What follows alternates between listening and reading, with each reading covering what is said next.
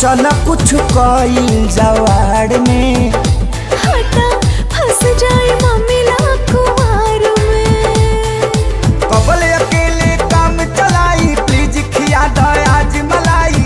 जा जनी तवा गरम के ना बाबा जाए दाई जान, ना बाबा जाए दाई जान। नैनी तकिया पे चादर ओढ़ा के हवे, ना बाबा जाए दाई जान। नैनी तकिया पे चादर ओढ़ा के।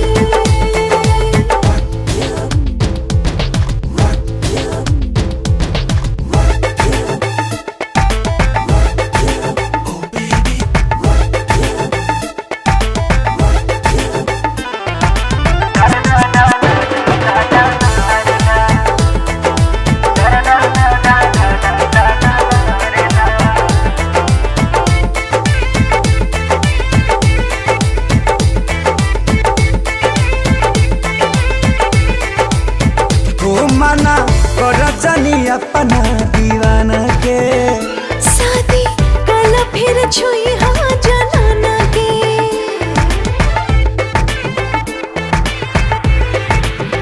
तो कहे छुए से कर तारू माना हो।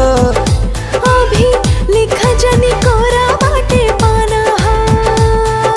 तनिको तो बुझ परेशानी कब से रानी सहतानी जालू कहे हथवा छोड़ा।